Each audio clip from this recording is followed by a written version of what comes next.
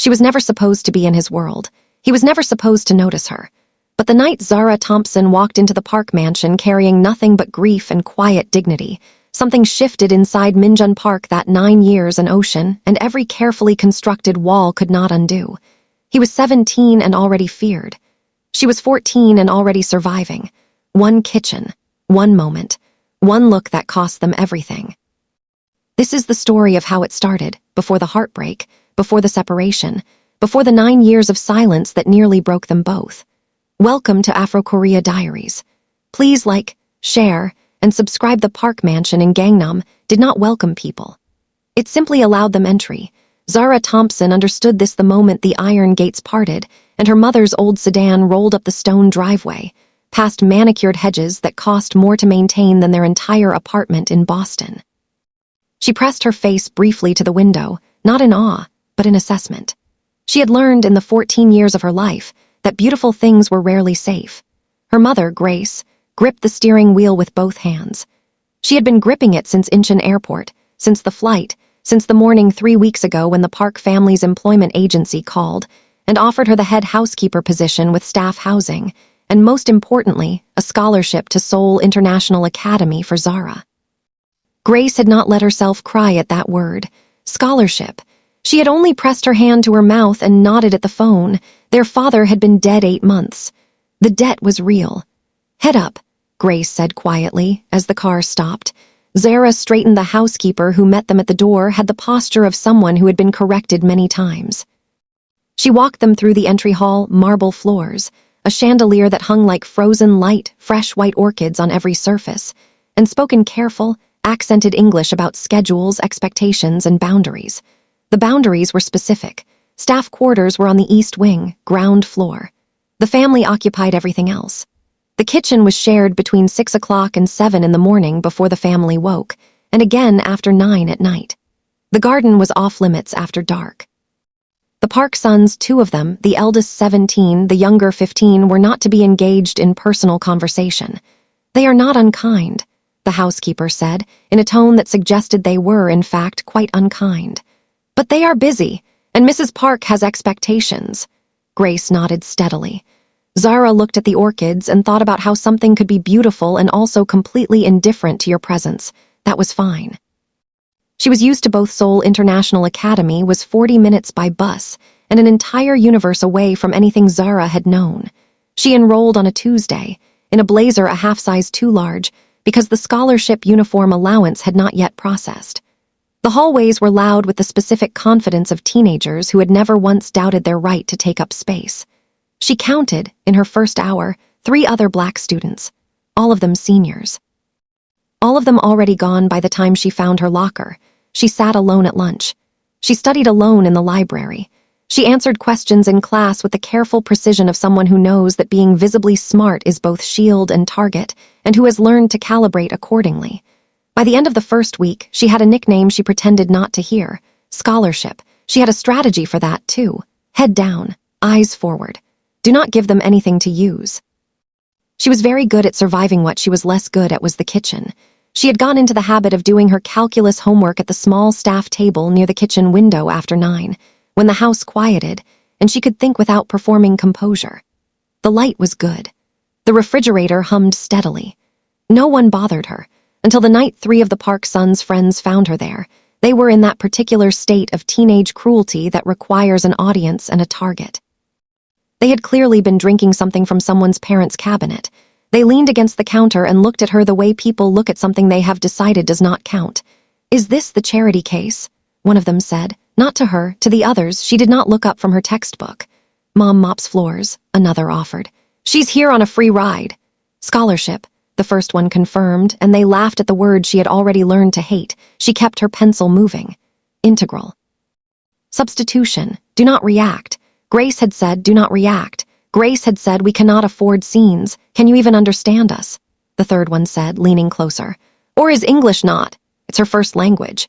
Voice came from the doorway. All 3 of them turned. Zara's pencil stopped. Minjun Park stood at the kitchen entrance in a gray shirt and dark trousers, barefoot, with the particular stillness of someone who has never needed to raise his voice to make a room obey. He was 17. He looked older. Not because of his height or his face, though both were extraordinary in the way that made strangers step back slightly without understanding why, but because of the quality of his attention.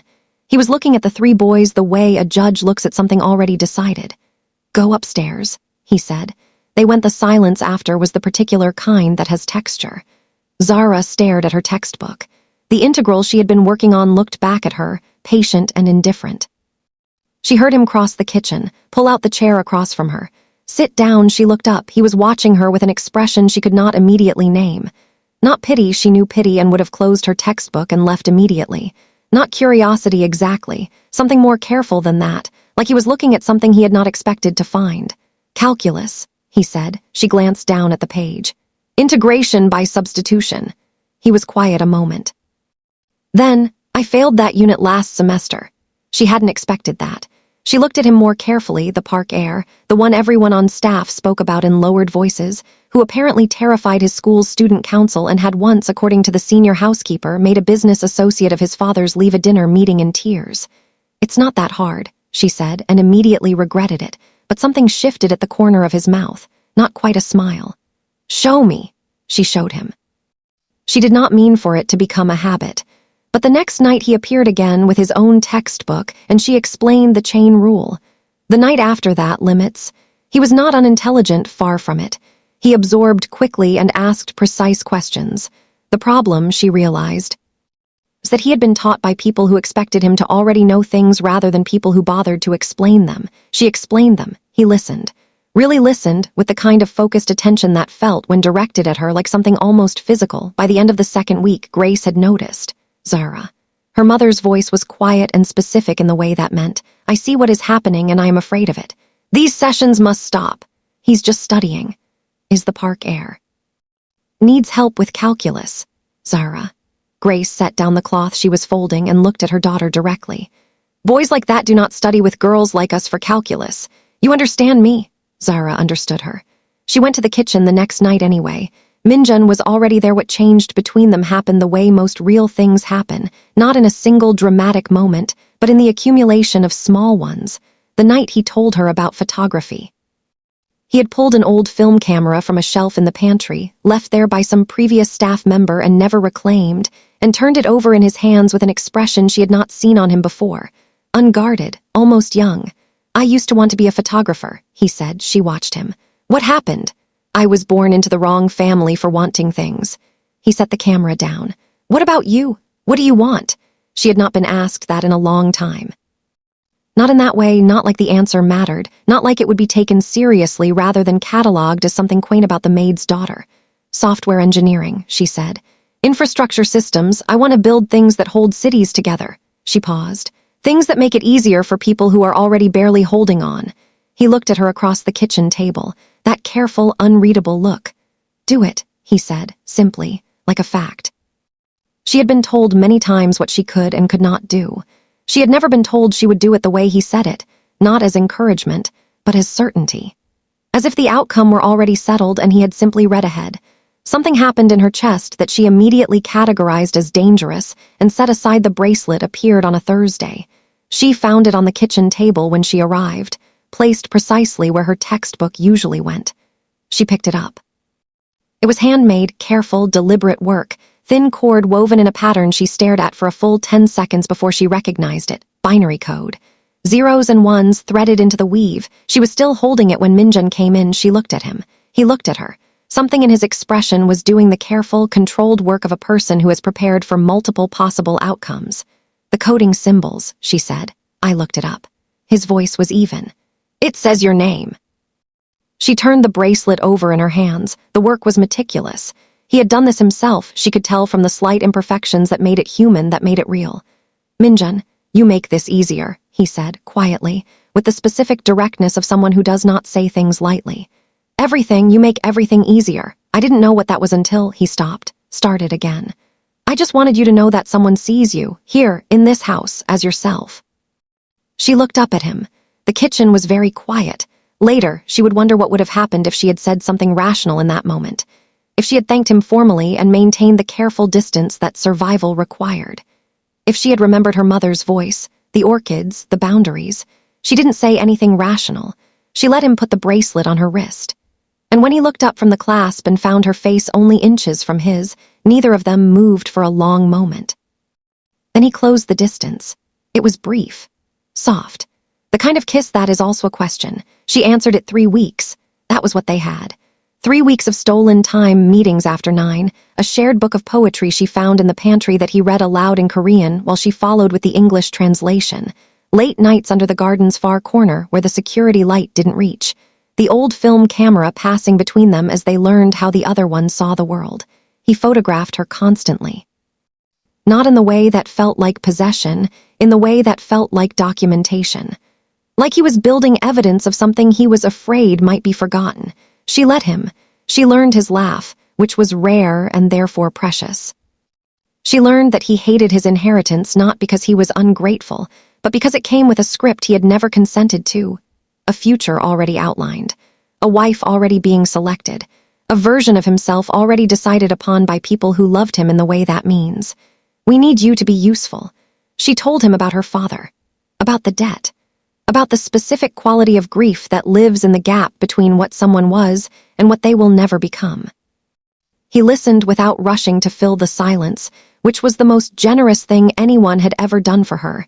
They made a plan, the way teenagers in love make plans, with total sincerity and zero infrastructure. He would gain financial independence at 20. She would have her engineering degree. They would find each other on the other side of all of this. He gave her a jade pendant, dark green, cool and smooth, hung on a silk cord from a locked box in his room that had belonged to his grandmother. He showed her its twin, which he put around his own neck. "Whatever happens," he said. "Whatever happens." She agreed. Tai Hyung found the camera first. Minjun's younger brother had his mother's eyes and his father's instinct for leverage.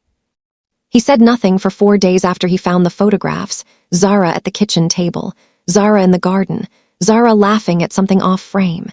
He simply documented, added his own recordings. Then he went to their mother. The confrontation happened on a Sunday evening, which Zara would always remember because Sunday had been her favorite day. The house quieter, the schedule lighter, the future feeling briefly possible. Mrs. Park called them both to the formal sitting room. Grace was already there, standing very still in the way she stood when she was bracing herself. Tai Hyung stood near the window with the particular satisfaction of someone who has completed a task. The phone was passed to Zara first. Video. The garden. Her voice and Minjun's. She did not look at Minjun. She looked at her mother. Grace's face was doing something terrible, not anger, not even fear, but the expression of someone watching a consequence they predicted arrive exactly on schedule. Like grief confirmed. "You will take the severance," Mrs. Park said. Her voice was the same temperature as the marble floor. 50,000 American. "You will leave Seoul by Tuesday. You will not contact my son. You will sign an agreement to that effect." She paused. "Or we contact the school board, the scholarship committee, and every employer in this city with your names." Grace said, "We'll take it." "Grace," Zara started. "We'll take it," her mother said again, quietly. Finally, Minjun stepped forward. "No." His voice was different now, stripped of the careful, controlled quality he wore in this house, raw beneath it. "You don't get to do this." "She's done nothing wrong. I won't let." "You won't let." His mother's voice did not change temperature. "You are 17 years old, Minjun. You let what I tell you to let." Security appeared at the door. Minjun looked at Zara. She looked back at him. She wanted to memorize it, this version of him, unguarded, fighting for her in the only way he knew how when all the ways that mattered were being systematically removed. She reached up and touched the jade pendant. He made a sound she would spend 9 years trying to unhear. They were packed and in Grace's car before midnight. Minjun was somewhere behind the mansion's closed doors. She heard him once and then didn't. Security was thorough. The gates opened. The car pulled through. Seoul's lights receded in the side mirror. Zara pressed her hand flat against the window. The bracelet was still on her wrist. The pendant was warm from her skin. She did not cry until they reached the highway, and then she cried the way 16-year-olds cry when they understand for the first time that love is not sufficient defense against the world. Grace drove and did not say she'd told her so, which was the kindest thing she had ever done. Boston greeted them with March rain and the particular exhaustion of starting over. Grace found work quickly. She was good at her work, had always been good at it. and the Park family's reference, whatever their intentions, was ironclad in its professionalism. Zara returned to her old school and found it both familiar and unbearable. Her old friends were still there. She was not the same person who had left them. She wore the pendant every day. The bracelet was the only piece of jewelry she owned that she never removed. She did not contact Minjun. The agreement was clear, and Grace's employment was the only thing keeping them fed. But she thought about him with the relentless frequency of unfinished things, not always painfully, sometimes just as a background frequency, a signal she couldn't tune out. He was thinking about her too. She didn't know this yet. She would know it in 9 years, when she counted the letters Grace's diagnosis came in Zara's senior year of high school, stage 3. Aggressive. The oncologist's face had the careful neutrality of someone who has delivered this sentence many times and has not found a way to make it land softly. Grace listened to the treatment options. She asked about costs. She did the math. Zara could see her doing it, the same way Zara herself had learned to do math. Quickly and without illusion, she chose no treatment. "Mom, MIT accepted you," Grace said, not as deflection, as explanation. "With partial scholarship. The rest needs to come from somewhere. It can come from Zara," her mother's voice, final, exhausted, full of love. "Let me do this." She did the one thing her mother asked. She went to MIT. She carried the weight of it the way you carry something you did not choose and cannot set down. Grace died in October, 3 weeks before Zara's first semester exams. Zara took the exams. Grace would have wanted that. She took all of them, and she did not fail a single one. Grief, she discovered, was not incompatible with ambition. In fact, they occupied the same space, that hot, pressurized place where loss lives. She channeled both. She built the infrastructure program in her 3rd year as a thesis project. It predicted failure points in urban utility systems, water, power, data, before they happened, using pattern modeling she had developed by staying up past 2 in the morning for 6 months, fueled by the specific stubbornness of someone who has promised a dead woman a future. The city of Boston piloted it. Then 3 other cities. A venture capital firm offered her $50,000 in seed funding, and she laughed for a long time when she saw the number, not bitterly, but because the universe had a sense of the dramatic. She named the company Thompson Tech Solutions. She named it for her mother. Within 4 years, it was valued at $300 million. Within 7, her software was running beneath half of Seoul. She did not plan that, but she noted it in Seoul. Minjun Park was excellent at everything he hated. He graduated top of his cohort at Seoul National University, not because he loved business, but because he had his grandfather's mind and refused to be mediocre at anything, even a life he had not chosen. He joined Park Industries at 22. By 25, he had restructured 2 failing subsidiaries. By 27, he was managing director, and his father had begun the specific, patient work of treating him like a successor rather than a son. He kept the jade pendant on a cord beneath his shirts. He kept the photographs, developed from the old film camera, 23 of them, in a box in his closet. He wrote letters to Zara for 9 years and sent none of them. He was not unhappy exactly. He was the particular variety of a person who has learned to function beautifully in the wrong life.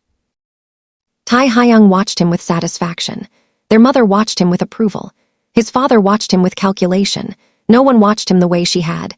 Park Industries' crisis came without warning, the way financial ruin often does, not in a single collapse, but in the quiet accumulation of bad decisions and market shifts finally achieving critical mass. His father called him in on a Tuesday. The numbers were on the table. The solution was already prepared: Cho Gi-won's family. A merger through marriage. Minjun looked at the proposal for a long time. "No," he said. His father said many things: obligation, legacy, family, the staff, the investors, the future. Minjun said no again. He meant to be the end of it. His father, who had not raised him to disobey, had other plans. The engagement was announced publicly 2 weeks later, while Minjun was in a meeting via the family's PR firm. He found out from the press coverage. He stood in his office on the 31st floor of the Park Industries tower, with Seoul spread below him and a glass of water in his hand that he did not drink, and thought about a kitchen table and a calculus textbook and a girl who had explained the chain rule to him like he was worth the effort. Then he opened his laptop and searched her name: Thompson Tech Solutions. CEO Zara Thompson, MIT graduate, infrastructure systems pioneer. Forbes feature, 3 years ago. Recent acquisition of a Seoul-based urban planning contract. He read everything. He read it twice. A photo professional from some awards ceremony, and she was wearing the pendant. He had to stop. Had to put the laptop down and walk to the window and breathe for a while. She had kept it. Of course she had kept it. He picked up his phone and called his personal assistant. "Book me a flight to Boston for next week," he said, "and contact my legal team. I need to know how to resign from a board position without triggering the succession clause." Then the engagement party invitation arrived from his mother. Saturday. The Grand Hyatt. Please be present. Non-negotiable. He looked at the invitation. He looked at his phone. He sent an email to Park Industries partnership team from a secondary address and attached Thompson Tech Solutions public infrastructure proposal with a note. Reach out. Invite the CEO to the engagement party. We need her software for the Gangnam development. His assistant sent the inquiry within the hour. He did not know if she would come. He thought she would. He thought, for the first time in 9 years, that he might know her well enough to be right about this. She came. He saw her the moment she entered the ballroom, which was its own kind of answer to a question he had been asking for 9 years. Whether she would still hit him like that, whether it was the specific alchemy of being 16 or whether it was her. Only her, always going to be her. It was her.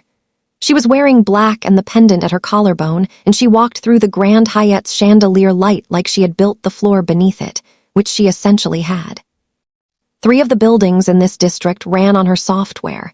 He knew this because he had researched it obsessively for 2 weeks. She spotted him. She raised her glass. She made him cross the room to her, which was correct.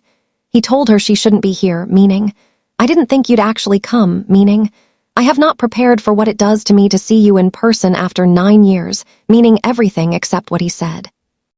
Then Cho Gi-won appeared, and he watched Zara smile with the specific warmth of a woman who has negotiated 100 boardrooms and knows exactly what she is doing. And something furious moved through him at the sight of Cho Gi-won's condescension and Zara's practiced, weaponized grace.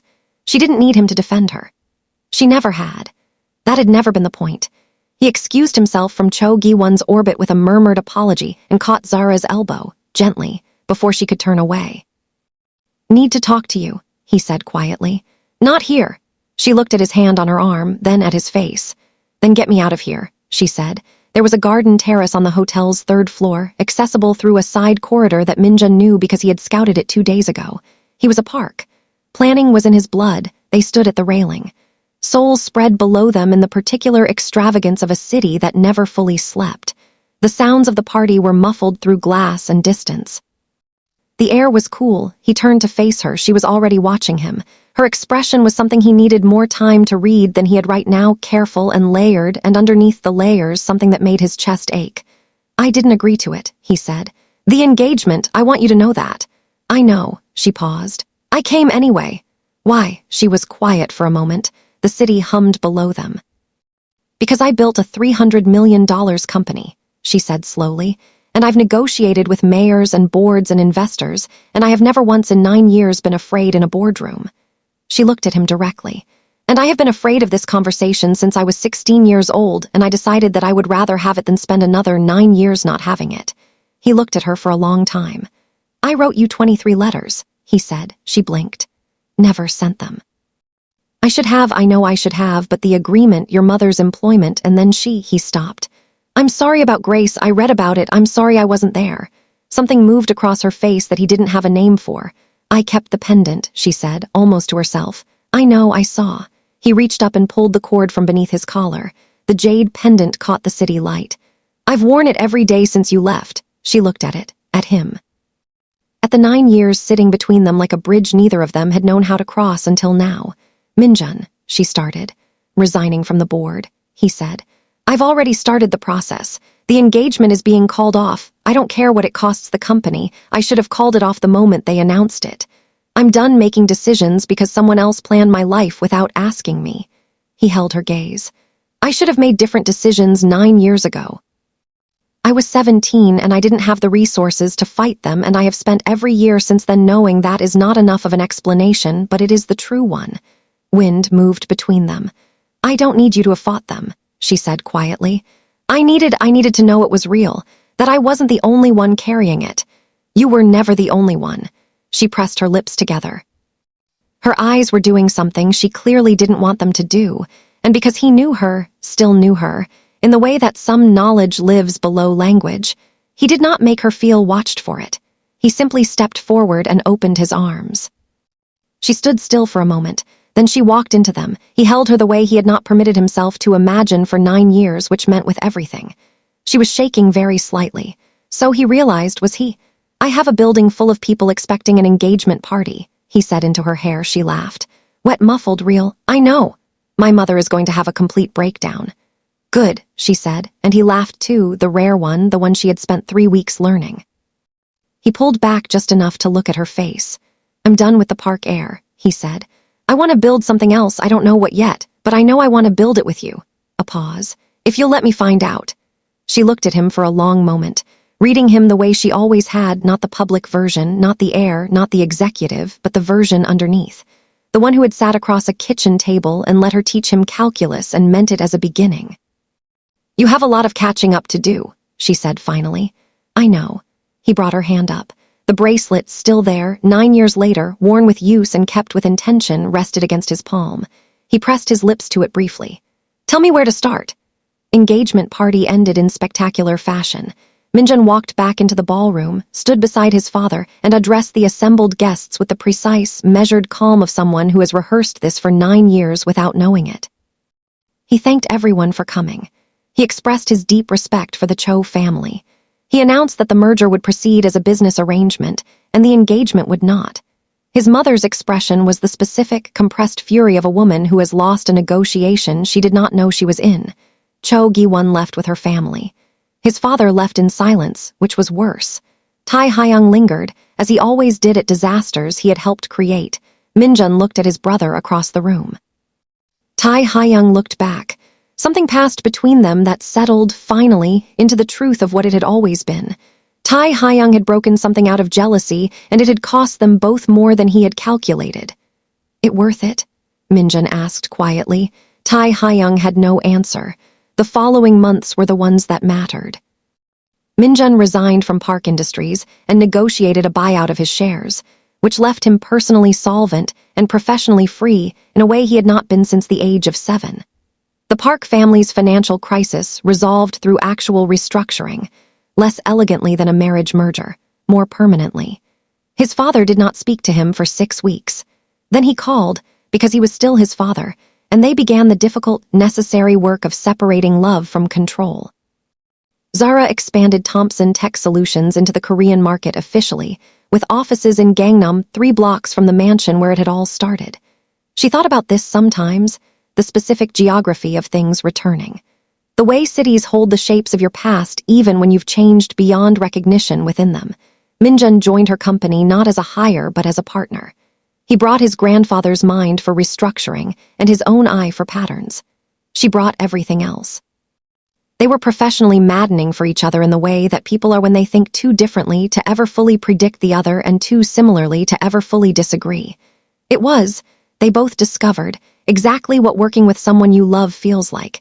He proposed in the kitchen. Not the park kitchen. That was someone else's now, refurbished and forgotten. The kitchen of the apartment they had been sharing for 4 months in Yongsan, small and bright and theirs. It was 11 at night, and she was doing something on her laptop, and he had been watching her for 20 minutes with the pendant visible at her collar, and the bracelet on her wrist, and the particular certainty of someone who has spent 9 years knowing one thing completely. He did not have a speech prepared. He had a ring, jade, because of course, and gold, because she had earned every extravagance, and when she looked up and saw his face she closed the laptop and said, very quietly, "Finally." He laughed. She said yes before he finished the question. They married in October, which was Grace's month, small ceremony. Her remaining family from Boston. His father, who wept in the car afterward, which no one acknowledged. Photographs taken on an old film camera, the same model as the one from the park pantry, tracked down after months of searching by a man who photographs the things he is afraid of losing. In every photograph, she is wearing black jade at her collarbone. In every photograph, he is looking at her. Some knowledge lives below language.